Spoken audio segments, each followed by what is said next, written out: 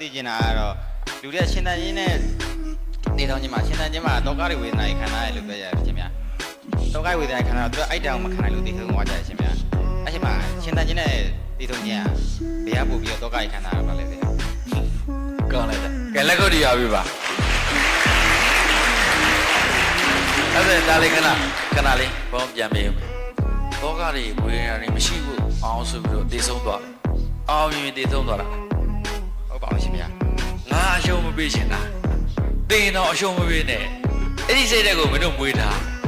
နလန်မထူနိုင်လို့တည်ဆုံးသွားတဲ့ဆိုတဲ့လူတော့ဘာတန်ဖို့မှမရှိဘူးတောကဝေဒနာအခုမရှိဘူးလေနောက်ဘဝထပ်ရှိပါလေ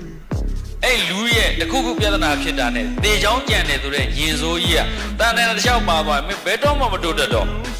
ဒါကြောင့်ဒီတောကတွေဒီဝေဒနာတွေဘာကြောင့်ဖြစ်တာတော့လို့ root cause ကိုရှာပညာမတက်လို့လား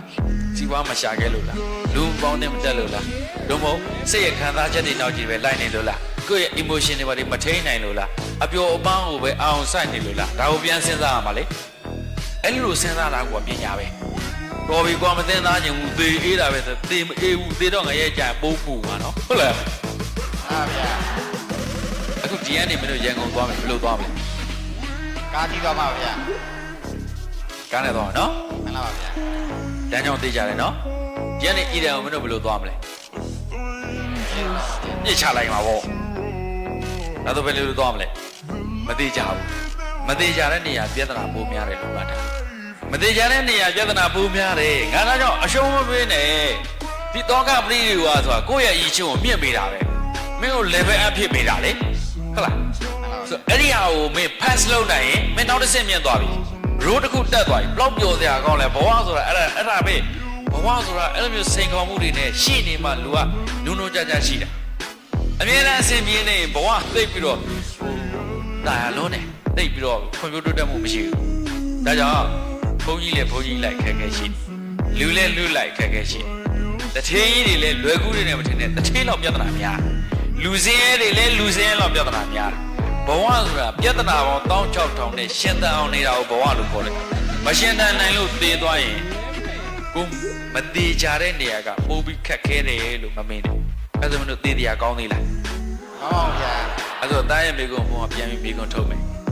အဲ့ဒါခုနသောကပရိဒီဝါတွေ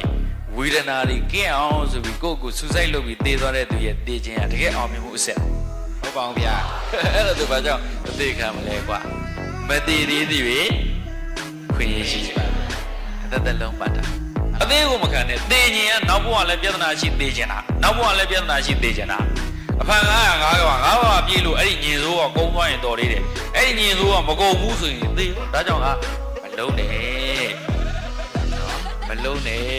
အဲ့ဒါကိုပြောတာဟုတ်လား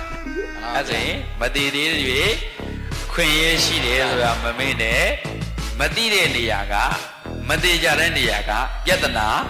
ပိုများတယ်သိကြတဲ့ဟာကိုဖြေရှင်းပြလိုက်ပါဒီရှင်းတိဆောက်ပြလိုက်ပါရပြီလားမှန်ပါဗျာ